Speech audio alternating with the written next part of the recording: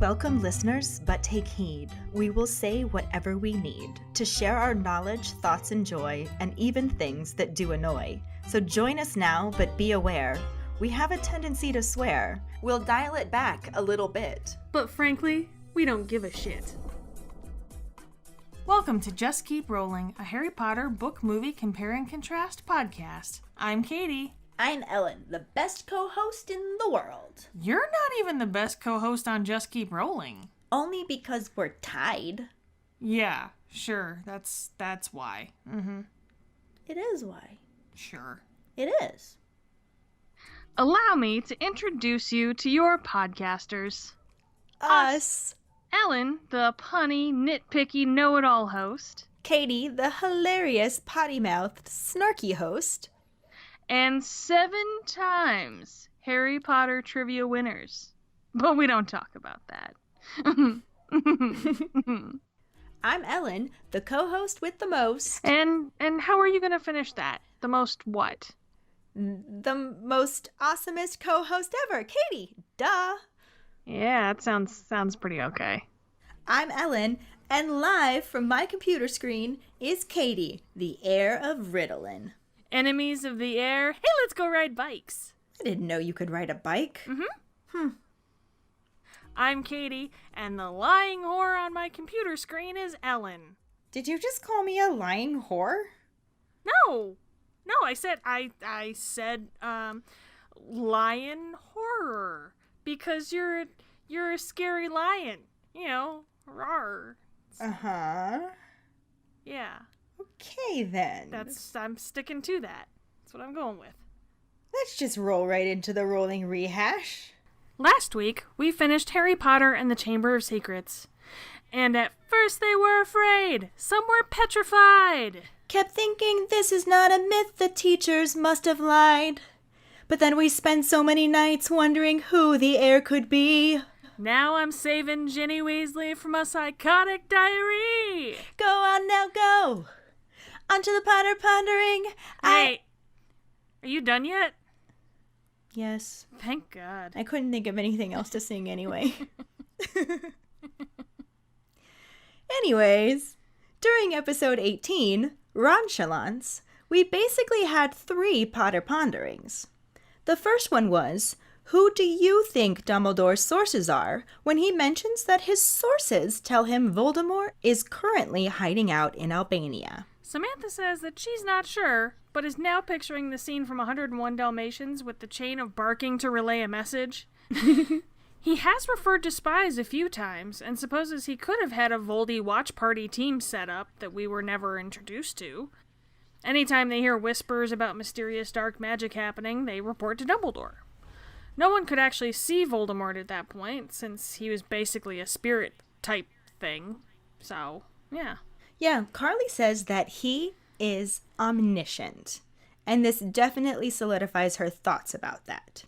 She says, I can't really think of anyone else who would have told him, unless there was another animagus, maybe McGonagall, who talked to animals around and found that there was a scary part of the forest, because Voldemort says when he comes back that Peter found him by talking to the rats in the forest. Dave thinks it was Snape, and if there was a double agent like Snape, there were probably more Death Eaters who might have had reason to keep Dumbledore in the know. He also said that creatures like centaurs and such keep their eyes peeled and know things. So he's sure he had other magical creatures keeping tabs on Voldy and reporting on suspicious activity around the world. Max has another larger theory that this ties into, about the likelihood of Quirrell going to Albania and happening upon Voldemort. He says, hogwash. He was there looking for him, and almost certainly reported back to Dumbledore that Voldemort was based there, concealing the truth that he had brought Voldemort with him. Being a teacher at Hogwarts for some time prior to becoming the Defense Against the Dark Arts professor means that he was probably involved with the Order of the Phoenix, giving a clear reason that Dumbledore would be keeping an eye on the area he allegedly found Voldemort. Even if my theory is incorrect, Quirrell starts wearing a turban when he returns from a sabbatical in which he was rumored to have had an encounter with several dark creatures in the forests of Albania. Plenty of reason for Dumbledore to investigate or suspect Voldemort's presence in the area just because of the evidence tying the turban to Albania. Which is definitely a really interesting theory. Yeah, we don't really have that many details about Quirrell's backstory, so something like this could actually be a possible fit. For sure.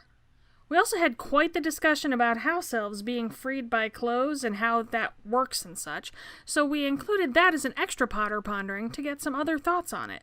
Carly says that she has thought so much about how the house elves can't do laundry, but they have to because that's literally the worst chore. She thinks if the master directly gives them something, then yes, they'd be free. However, picking up a laundry basket and doing it that way would be fine? She says she needs to know. Diana thinks it has to be passed directly from master to house elf. They definitely can do laundry. It's not like Bellatrix is going to wash her own fragile lace frocks. She would ruin them. She thinks as far as engineering their own freedom goes, it just doesn't occur to them. They're house elves. They serve. It's what they do. Setting up a way for the master to pass them clothes is more duplicitous than what a house elf is capable of. Dobby was already a super unusual house elf for his hand in trying to save Harry, and even then, he was only thinking about Harry. House elves are magically bound in such a way that going against their master is just not done. Tricking the master, just not done. My husband thinks that it works because it wasn't Lucius's sock. He discarded it because he didn't want it, so when Dobby received it, it became his. He thinks that since handing a house elf laundry isn't actually giving the way of clothes, it wouldn't count as giving them clothes. Samantha thinks that they have to be handed by the master also. She thinks the whole sock in the diary was kinda lame, really. Lucius didn't know he was handing Dobby clothes. She said, I don't think it should have counted. I mean, I'm glad it did, but still. Well, in the book, he did know he was tossing a sock off to the side. He was just kind of an idiot about it. In the movie, he didn't realize he was doing it at all. Yeah. Well, because it was in the book. Right. Like, in the book, he literally, a sock went from his hand to Dobby's. Like, he got rid of the sock. He gave it away. He didn't want it. So it worked. Yeah. That's what Len was saying. Yeah. But in the movie, he literally had no idea he was handing a sock to Dobby. So I feel like the movie made it even harder to swallow. Yeah. It was just very weird. Quincy thinks that the specific piece of clothing must have purpose, otherwise it can set the elf free. He said, if I had a house elf, I would have to be clear and specifically say, do my laundry or fold my clothes. Yeah. Yeah, That makes seems sense. logical, right? Well, and just for funsies, our other Potter pondering was, what do you think Hagrid would have named the werewolf cubs? Dave said that for some reason, Aragog sounds fancy, like Latin-y or related to arachnid. He thinks naming a dragon Norbert and a three-headed dog Fluffy is much more Hagrid-y. So whoever gave him Aragog must have told him what its name was. Then he suggests the baby werewolves would get named Howley, Gertrude, Cinnamon, or maybe Snuggles. Carly said, ahem. Fluffy, Spots, Socks, Boots, Spoon, Fork, Waffles. Quincy said, clears throat dramatically and gaily, Fang. I don't know, I think he might name one of them like Sparky. I think there would be a Sparky, a Buddy, Spot maybe. Because we already had the three-headed... We already had a Fluffy and a Fang. Cerberus, Yeah. essentially. Yeah, we had Fluffy. And so maybe he wanted to name it Spot, but it was already named Fluffy, you know? Yeah, maybe. So he picked that for the werewolf. Or vice versa, would be the werewolf would be first. Yeah. Len suggested the names Cuddles, Wubbles, and Sprinkles. And I like those, but I'm also going to add on Wolfie, Mooney, and Scott. Scott. It's the Teen Wolf. Oh, Jesus. Wow. I didn't see that coming. Okay. Whew. Rolling on. Our trivia question was, the U.S. version of the Chamber of Secrets makes reference to Percy's sweater vest. What is it called in the British version? The American version says sweater vest. The British version says tank top. This became our trivia question because of all the differences in language. This one hit us as the most interesting. since what we think of as vests are tank tops, and what we think of as tank tops are vests. Yeah, crazy. Mm-hmm. Congratulations goes to Carly Ferguson, who got it right on her second try. We also want to give a shout out to Dave Garza, who was literally seconds behind Carly with the right answer, and to Sam Jane and Jackson Miller, who also answered promptly, though not with the correct answer. Yeah, apparently this was a tough one. I'm still loving the fact that I have no idea who is actually going to answer these correctly. Like, every time one person starts to get a good streak going, someone else just swoops in and takes it away. It's so much fun how many people play along now. It's making me so happy to watch our keeper pool expand. Y'all are the best. Definitely. We're going to just keep rolling into episode 37.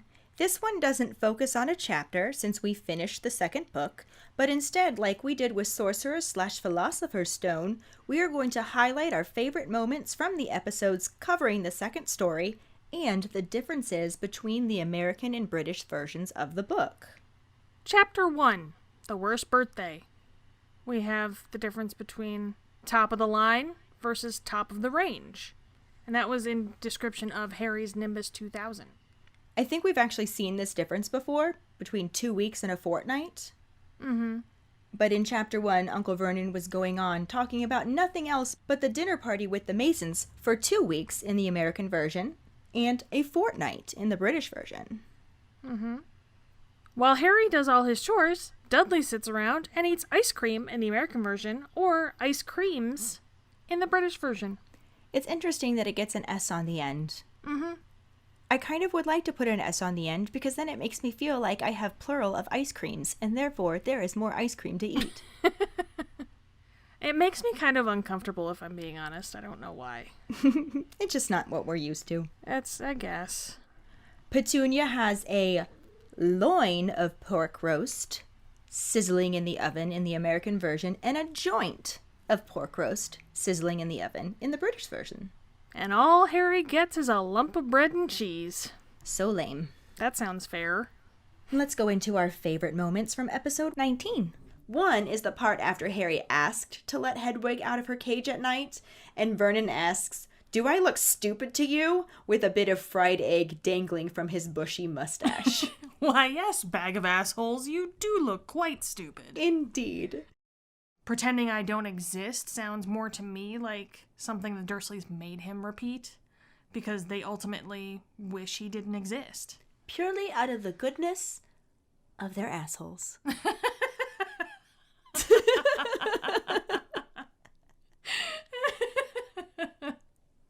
So Harry goes outside to wallow in his loneliness. He even sings a couple of bars of happy birthday to himself as he ruminates on just how much he misses Hogwarts and his friends. Poor Harry. He's Ronry. So Ronry. And kind of emo, too. In Chapter 2, Dobby's Warning, Harry was realizing that staying at the Dursleys for another 4 weeks was nowhere near as bad as the shit Dobby was going through. In the American version, he said, "And I thought I had it bad staying here another 4 weeks." But in the British version, it was, "And I thought I was hard done by staying here another 4 weeks." When Harry says term start, we lazy Americans probably just felt the need to drop the pesky extra syllable of the from September the 1st in the British version, or, like I said, our lazy Americans said September 1st. Can't do those extra syllables. No. Ew. When Dobby was giving Harry his wide-eyed hint about he who must not be named, the American version said that Harry was completely lost, and the British version said he was completely at sea. Sure. Mm-hmm. Yeah. Makes sense still. I get it. I would be lost if I was at sea. Right. So, yeah, that checks out. As we mentioned before, Harry tells Dobby to hide in the closet in the American version and the wardrobe in the British version when Uncle Vernon starts coming up the stairs after Harry ruins his racist Japanese golfer joke.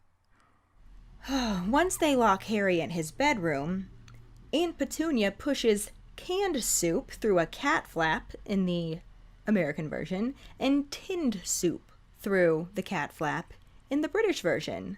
Neither version sounds very appetizing. Yeah, Hedwig wouldn't even eat it. That tells you something. Mm-hmm. And now here are some of our favorite moments from episode 20. And we learn that he is Dobby the house elf. And Harry points out that it isn't really a good time to have a house elf in his bedroom. Exactly when would be a good time to have a house elf in your bedroom, Harry? Next Tuesday at 4. Does that work for you? I mean, beyond that, I'm going to have to check my schedule. As he beats his head against the window and the wall and... To the window! To the wall! Dobby's eyes are like tennis balls.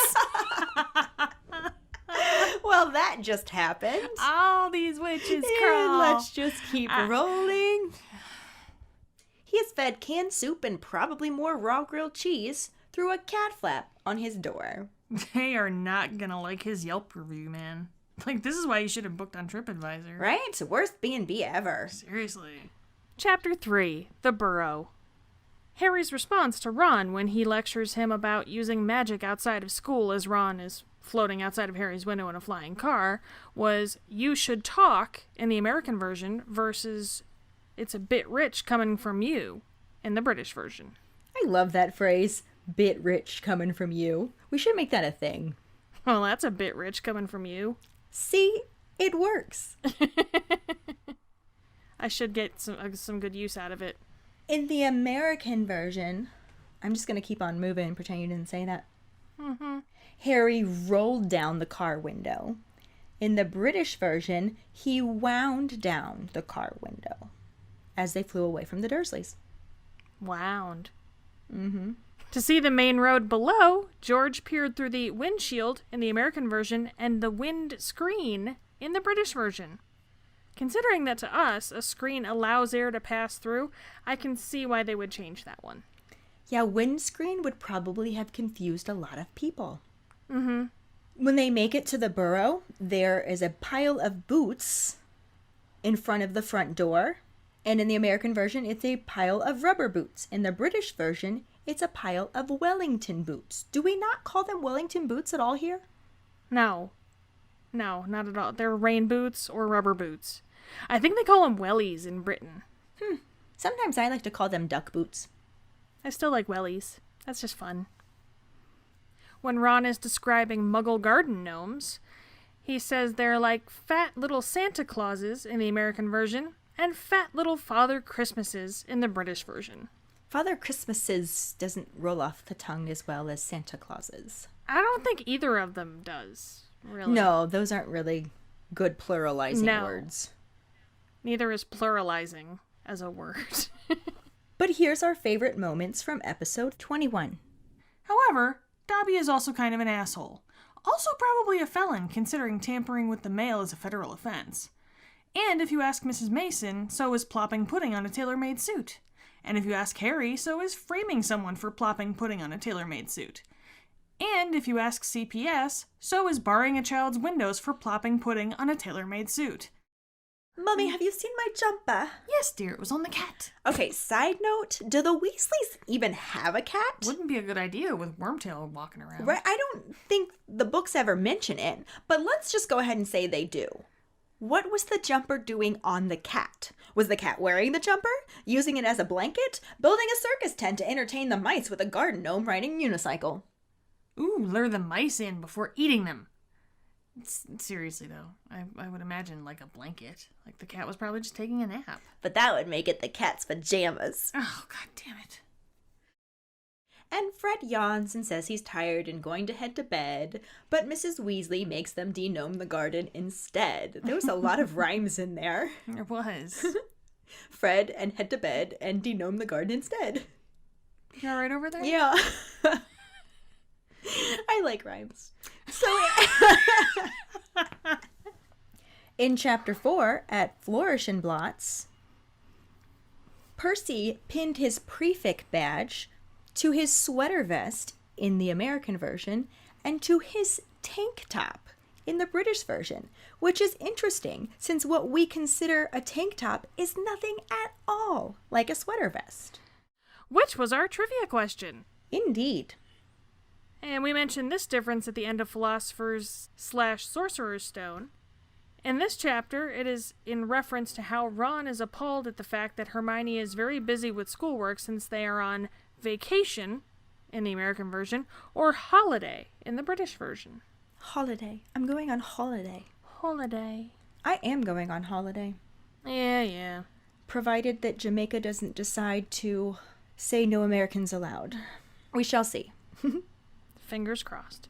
When Harry hid from the Malfoys in the cabinet at Borgin and Burke's, he pulled the doors closed in the American version versus pulled the doors to in the British version. Hagrid was brushing the soot off of Harry so forcefully that it nearly knocked him into a barrel of dragon dung outside an apothecary in the American version, and an apothecaries in the British version. Since it's an apostrophe S, I wonder if it's like apothecary shop, but the shop was just implied. Yeah, could be. The trio go into a tiny junk shop, and they see some lopsided scales in the American version and some wonky scales in the British version. I love wonky. I love that word. We admittedly don't really use that word here, but everybody knows what it means. Yeah. Some of these bother me just for how simple they could. Yeah, some of them didn't need to be changed. Yeah. After the brawl between Lucius Malfoy and Arthur Weasley, it was a subdued group that headed back to in the US version, and a subdued group who headed back in the British version. Just differences in grammar. Yep. And here are some of our favorite moments from episode 22. And I gotta say, Harry's face after watching Ron use the flute powder is hilarious. Like, and this is how I die. Like, I like my eyebrows. You do realize that fire just ate your son, right? Right? Nope. Hard pass. Harry sees a withered hand and reaches out to touch it, and it clamps down on his. Because that's what you do when you see a hand, is you put your hand in it. Especially with coronavirus going around. Right? Definitely. Touch all the hands. Though I do want to point out that in the books, Lucius does not work at the Ministry. He's independently wealthy and doesn't have to work, so he just throws money around to influence people at the Ministry, which would make the see you at work line inaccurate. Well, I mean, maybe he considers buying off politicians and schmoozing work. Like they say, pimping ain't easy. Yeah. Pimpin' ain't easy. Pimping ain't easy. Chapter 5, The Whomping Willow. When the Weasleys got up to get ready to go to King's Cross, they got up at dawn in the American version and cockcrow in the British version. I honestly think, especially based on the smile on your face, that they just can't use the word cock nonchalantly or nonchalantly in America. It says cock. She's still laughing. And that's why. That's why we say dawn. And let's just keep rolling. Mr. Weasley magically expanded the trunk in the American version and the boot in the British version to fit all of their luggage to get to the train station in the Fort Anglia. Ron tells Harry to check that no one's watching in the American version and check no one's watching in the British version before they take off flying in the Fort Anglia. Which, in this instance, we have the extra syllable. Look at that. Huh. Who's cheating at Scrabble now? Right? Harry and Ron are almost to Hogwarts when jets of steam start streaming out from under the hood of the Anglia in the American version and the bonnet in the British version. Well, a bonnet is kind of like a hood, so yeah. Right. It's totally kind of like a hood, but it still just will make me think of like, in my Easter bonnet. It's not going to make me think of a car. All right, Irving Berlin. Praise received from a random fifth-year Gryffindor for arriving to school in a flying car in the American version went, good for you. But in the British version, it was good on ya, which I like so much better. I wish they would have kept good on ya. I think we definitely would have understood that. It's not a phrase that's not how we say it, though. No. But it's an unnecessary Americanization. Mm-hmm. Most of these really are, if we're being honest, but what are you going to do? And here are our favorite moments from episode 23. And after a good tree beating, the car eventually falls to the ground, at which point it magically restarts and backs out of reach before basically the whole tree comes down on them. A tree beating or a treating? Are you fucking kidding me? Nope. It's a really good thing the car moved out of the way because they were almost tree-capitated. All right, you know what? Get out. This is my house. Plus, we're on Skype. Fine, end call. Or we could just keep rolling. But Filch tells them that they should take a good look around because it could well be the last time they see the castle. And then the movie... Castle. Dear, we are in trouble. In trouble. Sorry. You can't talk about Filch and not do the Filch voice. Right? They rush upstairs to their dormitory, where they are greeted by Seamus. Seamus? To avoid him, they rush upstairs to their dormitory, where they are greeted... I can't even get through it now. It's the last fucking sentence. That's the one that'll get you. Yep. Nope. To avoid him, they rush upstairs to their dormitory, where...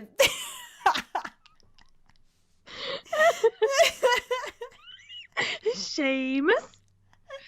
You had to imitate me, because that's what I keep hearing, is you making fun of me. To avoid him, they rush upstairs to their dormitory, where they are greeted by... I got so close. Oh my god. Thank God we don't do this live. If we did this live, you would have just had to go with the Seamus thing. You just have to go with the shame. Right? Stop it. I'm never going to stop laughing. Seamus, Dean, and Neville, who are all quite awestruck. Well done. You did it. In Chapter 6, Gilderoy Lockhart, we have another instance of schedules versus timetables, when Professor McGonagall hands them out at breakfast on the first day of classes. So schedules is the American word, timetables is the British word. And as Lockhart offers to pose for a double portrait with Harry for Colin Creevey, he says, "Can't do better" in the American version, or "can't say fairer" in the British version. Yeah, the way we think of the word fair, I think, would confuse us on that one. Yeah, I agree. So, we've actually had this one before, too. In Philosopher/Sorcerer's Stone, the difference of wastebasket versus waste bin. In the American version, it was the wastebasket. In the British version, it was the waste bin. One of the many things the Cornish pixies upended after Professor Appendix released them. Ah, good old Professor Appendix. In the American version, poor Neville ended up hanging from the iron chandelier versus the British version that had him hanging from the candelabra, thanks to said Cornish pixies, obviously. Why is it always him? I know, poor Neville. Poor Neville. And here are our favorite moments from episode 24. And she says, and I quote, this is a direct quote from her, "Grasp your mandrake." Giggity? Right? It's dirty, right? It doesn't sound good. It's so dirty. And then they show Malfoy sort of tickling his mandrake. Giggity. Right? I'm telling you. It's all over in this chapter. You know, when he walks down the stairs talking about all the things that he doesn't talk about and stops to pose by the painting of himself, painting a portrait of himself. And wait, ooh, Lockhartception. Lockhart Artception. Chapter 7, Mudbloods and Murmurs. One of the things that Ron says about the use of the term mudblood is it's ridiculous in the American version, or it's mad in the British version. I like mad, personally, but... Me too. But we also use mad as angry so often, too, so... Yeah. In the American version, Harry's jaw was cemented together by Hagrid's treacle fudge, but in the British version, they called it treacle toffee.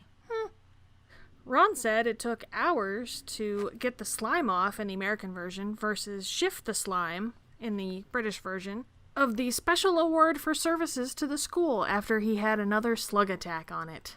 And here are our favorite moments from episode 25. Oh, Oliver Wood. How we've missed you. Oliver Wood. That's what I said. Mm-hmm. But yeah, he's going on about the new regime, and I gotta say, I'd train earlier, harder, and longer with Wood. Yeah, she steps in with her sass and her goddamn eyebrows. Oh my god. Emma Watson, I love her to death. She really did grow on me as Hermione, but especially in the earlier movies, I can't get past her eyebrows. Like, she acts with her eyebrows. Oh, it bothers me so much. They're like epileptic caterpillars hanging out over her eyes. Like, oh my god. All of her acting, all of her emotion is in her goddamn eyebrows, and I can't. Yeah, I've held this back for a really long time. Can you notice? Like, let's just keep rolling. But eyebrows. But Hagrid flat out says that there isn't a wizard alive today that is pure blood. Oh, and every time I see that part, I'm just sitting there like, wrong, wrong, wrong, wrong. Wrong, wrong, wrong, wrong. You're wrong. You're wrong. You're wrong. So wrong, Hagrid. Chapter 8. The Death Day Party. Ginny was looking very pale in the American version and very peaky in the British version when Percy bullied her into taking some pepper-up potion.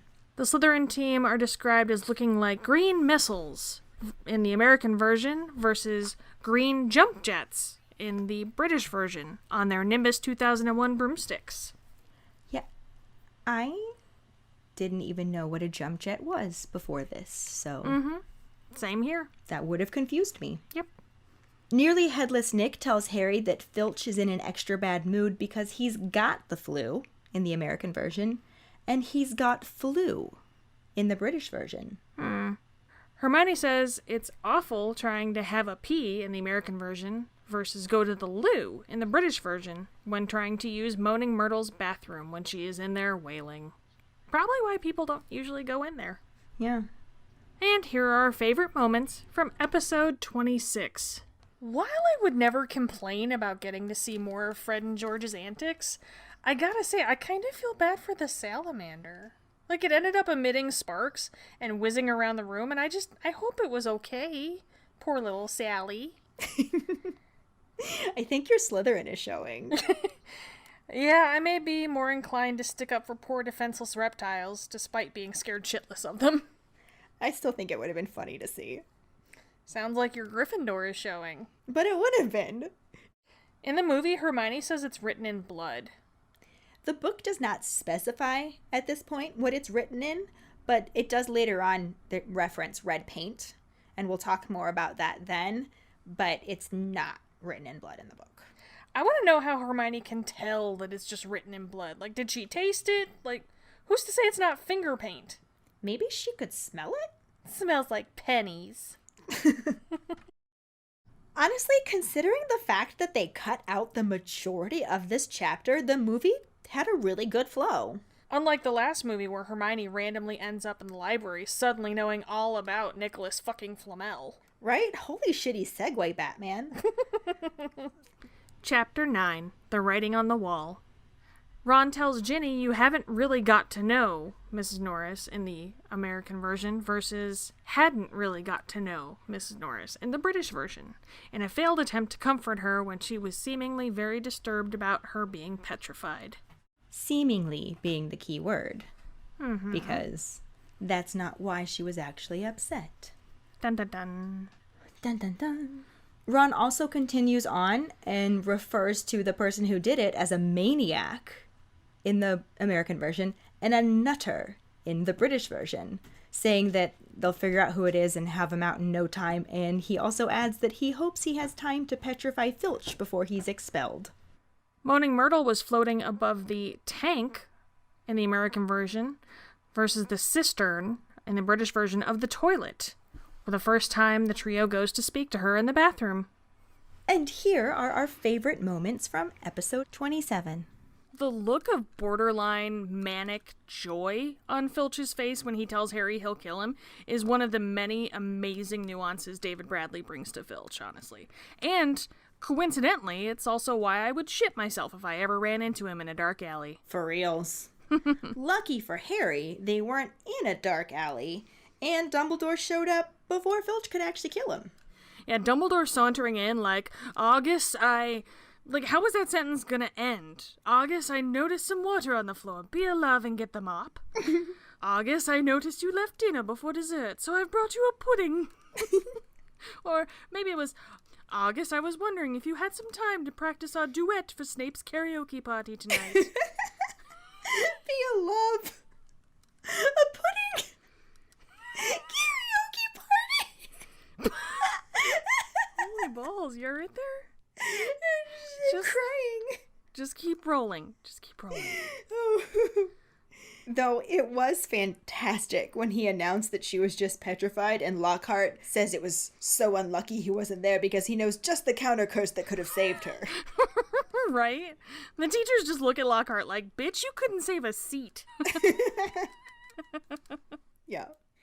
Hermione raises her hand again and asks what is meant by the horror within, and we learn that the Chamber of Secrets houses a monster. Well, of course the chamber is the home of a monster. It would have been a really shitty and disappointing story if it was the home of, like, a pack of fluffy bunnies, or the home of Salazar's collection of turtlenecks, or the home of the Whopper, or some shit like that. Speaking of Whoppers, rumor has it that Salazar Slytherin was actually referring to his pants as the Chamber of Secrets, because they too contain a very large monster. Is that so? It has also been said that Godric Gryffindor named them the Chamber of Secrets because no one but Salazar himself had ever been in them. Oh my god. In Chapter 10, The Rogue Bludger, Dumbledore wrenched the camera out of Petrified Colin's hands in the American version and prized it out in the British version. I like prized better. Wretched sounds weird. I don't know. Well, it looks like wretched, too. Yeah, there's that too. Speaking of prized, Dumbledore also opened the back of the camera in the American version and prized open the back of the camera in the British version to reveal a hiss of steam and burnt film. And here are our favorite moments from episode 28.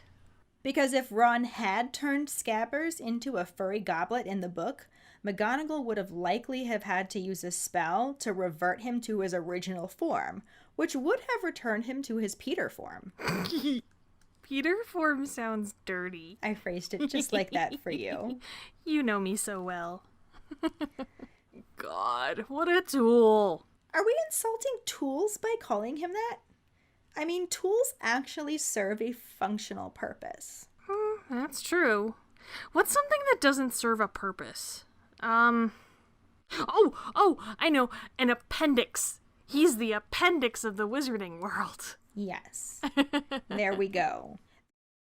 In both, Draco is amused by Harry's bludger dodging and asks if he's training for the ballet. Draco really needs to work on his smack talk. Like, seriously, Scarhead, training for the ballet, like, solid burn, dude. Yeah, he seems to be lacking the sassy pants. However, the ballet comment was so random, it kind of makes me wonder if that's what he secretly desired. What, to be a ballerina? Ballerino. Maybe. I mean, Nazi von Douchebag the First would never let that happen, though. So instead, Draco puts on his sassy tutu and attempts some half-hearted Harry humiliation. Chapter 11, The Dueling Club. You stayed the same! Yes, congratulations, Chapter 11. You stayed the same. Well done for being dumb enough for us Americans to understand without any editing. But here are our favorite moments from episode 29. As Ron is asking who Moaning Myrtle is, she makes her appearance and regales us with disparaging comments, a lot of wailing, and an extreme self-inflicted swirly. Which, 10 points across the board. I'd give her a 9.5, but don't tell her that, because she's a little sensitive. He casts a charm on the snake, sending it flying into the air, and succeeding only in pissing off the snake. I mean, hissing off the snake. Ugh. In the movie, the extremely pissed off... Hissed off? Yeah, I'm not saying that. Also, in the book, Harry actually confronts them. Like, clears his throat and steps out and just, like, shocks them. Mm-hmm. Surprise, motherfucker! All lies, motherfucker!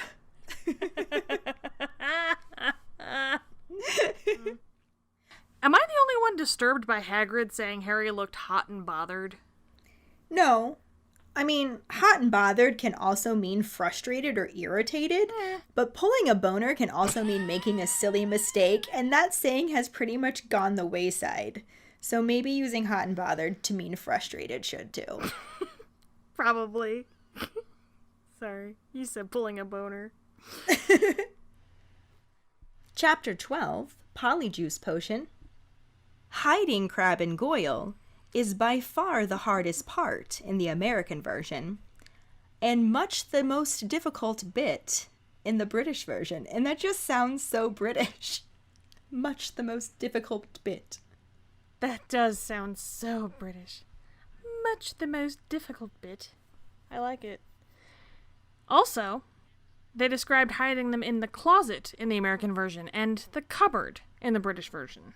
When they get to the bathroom to get ready to take that polyjuice potion, the potion is glutinous in the cauldron in the American version and treacle thick in the British version. Which I don't know that I would know what treacle looked like off the top of my head for that description. Back then, I wouldn't have known. Like when I was first reading this book. I don't I like now, but yeah. Yeah. The first time around. And plus, glutinous just sounds so much more gross, so I like it better as a descriptor for Polyjuice Potion, honestly. It's a ugh sounding word. Yeah. Anyway, Ron, or as we like to call him at this point in the story, Rab, reacts to the news that Malfoy has no idea who opened the Chamber of Secrets with his jaw dropping open.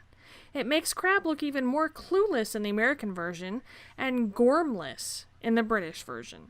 Gormless is a good word. It just doesn't really get used in America. In all honesty, I've never heard it before. Oh, really? I may have heard it before, but I don't think it's one of those words I ever actively, processed in my head. You know what I mean? Yeah, it's not a common word. We know Clueless, though. We had the movie. Well, right? And here are some favorite moments from episode 30.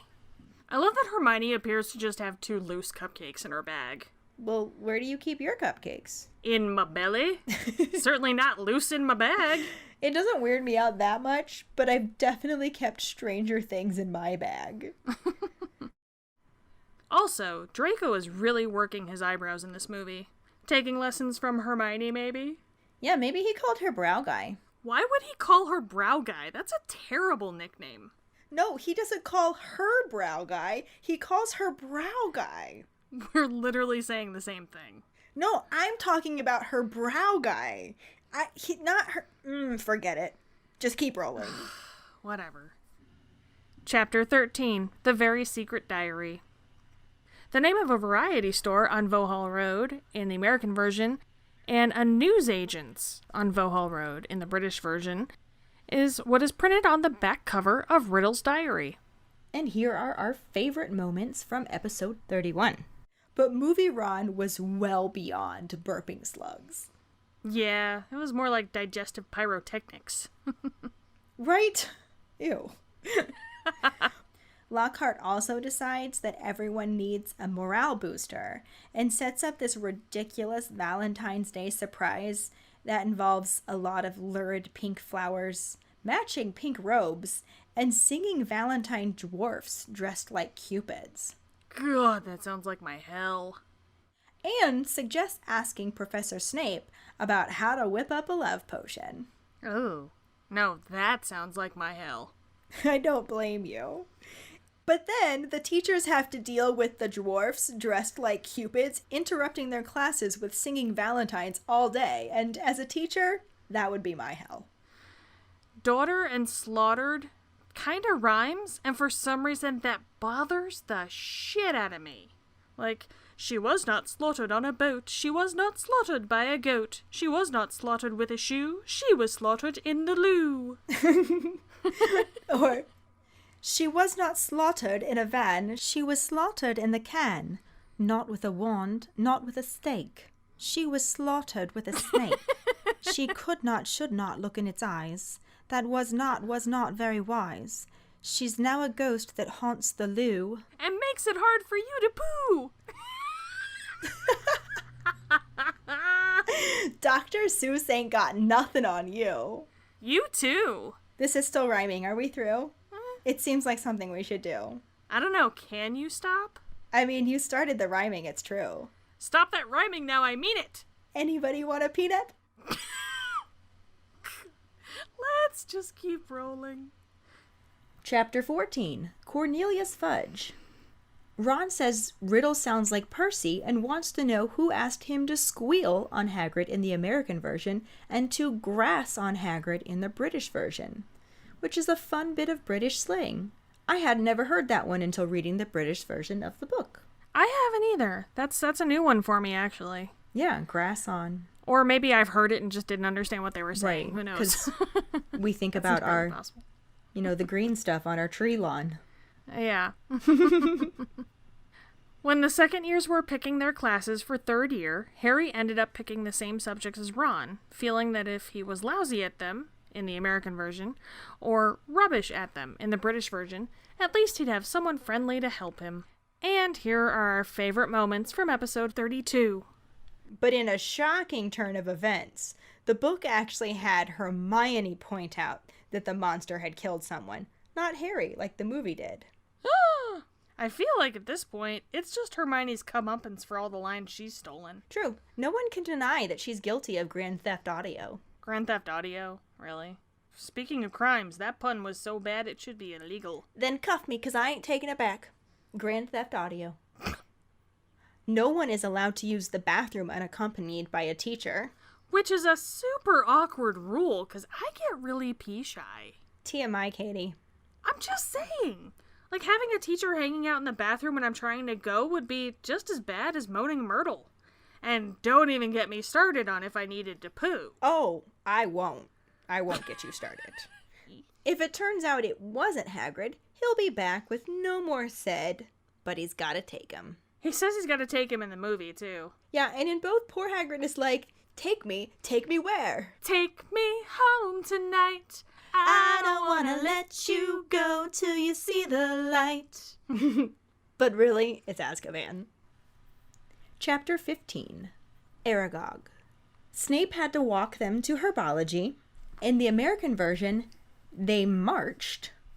In the British version, they went crocodile fashion. And from what I gather, crocodile fashion just means in a straight line.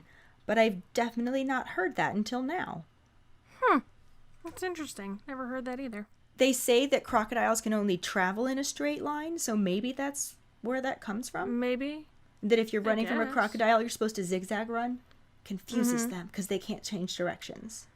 I don't know how true that is, though. But that's all I got. This next part was actually just worded differently.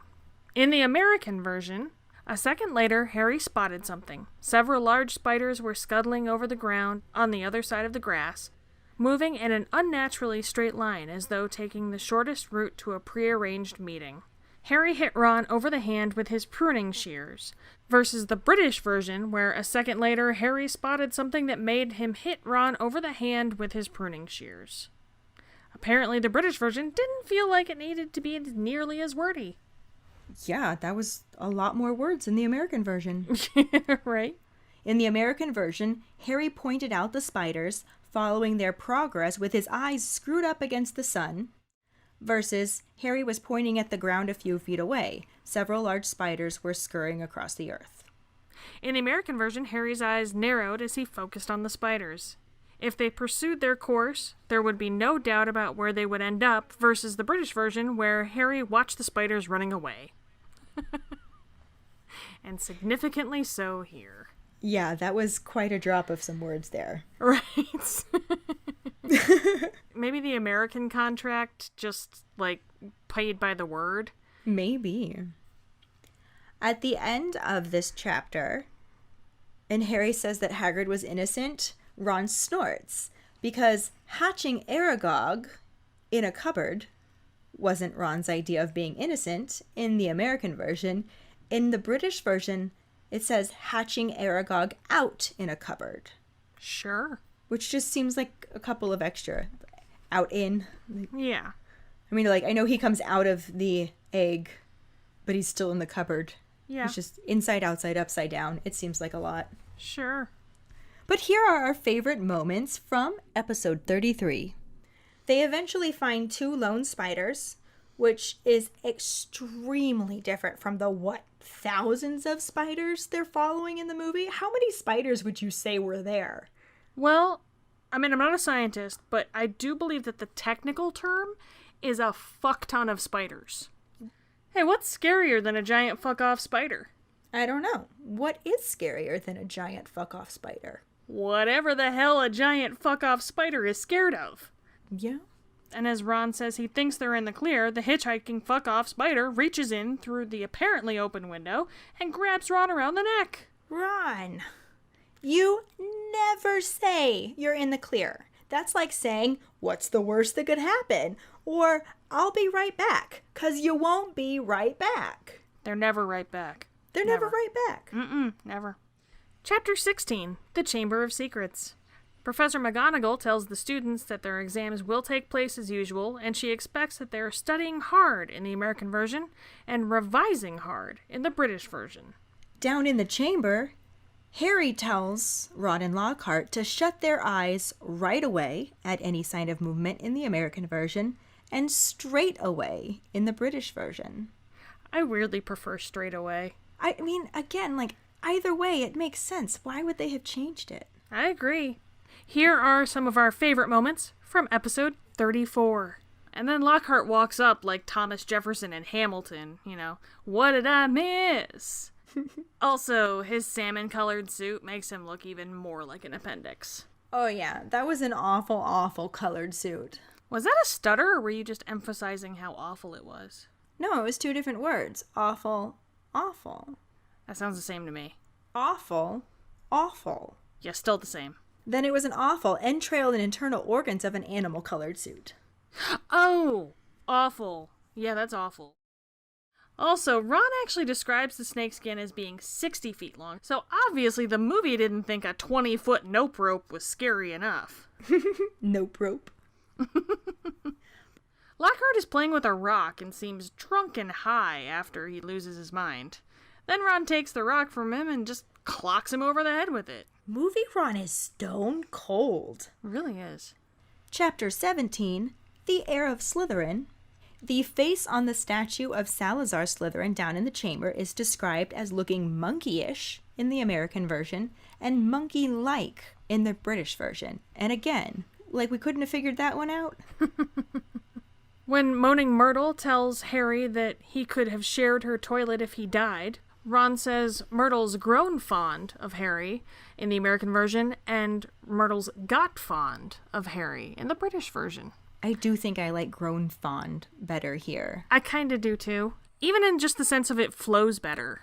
Yeah, got fond is Ah. Got fond. It's awkward.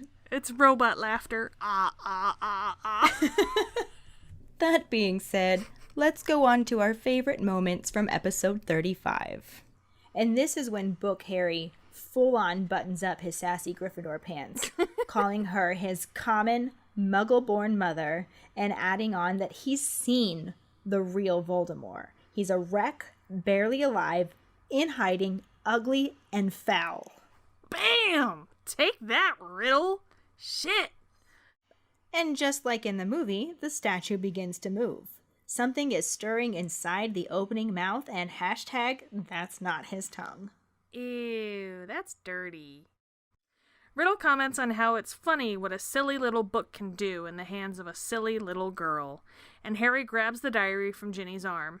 He opens it and plunges the basilisk fang right into a blank page.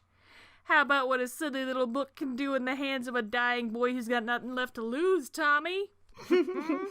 Tommy. Chapter 18, Dobby's Reward. In the American version, Mr. Malfoy almost knocked Harry over as he swept into the room. Dobby went scurrying after him, crouching at the hem of his cloak, a look of abject terror on his face. The elf was carrying a stained rag with which he was attempting to finish cleaning Mr. Malfoy's shoes. Apparently, Mr. Malfoy had set out in a great hurry, for not only were his shoes half polished, but his usually sleek hair was disheveled. Ignoring the elf bobbing apologetically around his ankles, he fixed his cold eyes upon Dumbledore. "So," he said, "you've come back. The governor suspended you, but you still saw fit to return to Hogwarts. But in the British version, we skip a lot of that, and we just say, Mr. Malfoy almost knocked Harry over as he swept into the room. Dobby went scurrying in after him, crouching at the hem of his cloak, a look of abject terror on his face. So, said Lucius Malfoy, his cold eyes fixed on Dumbledore, you've come back. The governor suspended you, but you still saw fit to return to Hogwarts. Again, the British version was feeling significantly less wordy. Oh, significantly. Yes. And they really just cut out the part where Dobby is full-on portrayed as a slave. That I would want a reason on why it was cut out. Yeah, why the change? Here are some of our favorite moments from episode 36. In the movie, Dumbledore says, I sense that something is troubling you, Harry. Let's see. Now, aside from the fact that I've been branded a psycho all year, and I've had to escape and or kill giant fuck-off spiders and a big-ass venomous nope rope, only to be saved from certain death by a semi-sentient car and a crybaby bird with a spontaneous combustion problem, respectively, let's also add in the fact that the guy who fucking murdered my parents and tried to murder me when I was a baby just doubled down by trying to murder me, for the third time I might add, and my best friend's sister. I brought her, her brother, and the useless piece of shit you hired to teach one of the most important classes all back up out of the chamber y'all have been searching for 50 goddamn years just so you could sit me in your office and make me sweat about being expelled when really you're giving me some bullshit award and a pat on the back? Nah, I'm good. Do you feel better now? A little. That felt really nice. And Ron says, shame, he was starting to grow on me as he helps himself to a jam donut. I don't know why that's so funny, but like the jam donut just really clinches it. It's that nonchalance. That right? Ron-chalance. Nonchalance. Not sorry. Not I'm sorry. pretty for sure that we at all. just got our episode title. Nonchalance. Nonchalance. Shame, he was starting to grow on me. And that will bring us to our Potter Pondering this week, which is what were your favorite parts from the episodes covering Harry Potter and the Chamber of Secrets. Head to our Facebook page, we'll have a post up for that, and you can share your thoughts with us. Help us figure out if there are things we can do better, or if there are things that you like and we can do again, but different. Yeah. Do all the things. All of the things. And this week's Sorting Hat story is from Kia Kalu. I'm a Slytherin. My wand is cherry wood with a dragon heartstring core, 12.5, and slightly yielding flexibility, and my Patronus is a great gray owl. I was about 10 years old when I read my first book. It was Goblet of Fire, and it was my sister's book, which I found while I was sneaking in her bedroom. 2 days, and I was finished with it. I went like the next day to the library to borrow the other ones, and after that, I was all about Harry Potter. Thank you for sharing your story, Kia. I love that sneaking into your sister's room led to a love of Harry Potter. Right? Thank you again. And if any of you other keepers out there listening would like us to read your Sorting Hat story on a future episode, you can email it to us at justkeeprolling@gmail.com. Let us know your house, wand, the wood, core, and length, how you got into Harry Potter, and, anything else that you might want to share with us. And that'll bring us to this week's trivia question. In Prisoner of Azkaban, what was the title of Harry's History of Magic essay? The prize for the first one who responds with a correct answer and the code word, #HolidayHomework, will get a Bitch is a Witch, Motherfucker's a Wizard, a Just Keep Rolling, a That's Not How It Happened in the Book, That's Not How It Happened in the Movie, or a Pride sticker. Another way to get a sticker is to rate and review us. If you are an Apple person, you can do it through the Apple Podcast or iTunes app. If you don't have Apple, you can write a recommendation on our Facebook page, then email us at justkeeprolling@gmail.com to let us know you did, and we will get back to you to figure out which sticker you want and where to send it. Don't forget to find us and follow us on Facebook at JKR Podcast and Twitter and Instagram at Just Keep Rolling. If you'd like to support us as a patron for extra perks, you can go to patreon.com/justkeeprolling. As always, any support you can give is greatly appreciated. You can also go to our website at justkeeprolling.com to check out our Just Keep Rolling and Harry Potter related merchandise for sale, including our Equality line that we will donate the proceeds from to the Trevor Project and the NAACP Legal Defense and Educational Fund. Join us next week when we start Harry Potter and the Prisoner of Azkaban with Chapter 1, Owl Post, and the corresponding film scenes. Thanks for listening. We hope you hear us again. I'm Katie. I'm Ellen. Until the next time, just keep rolling.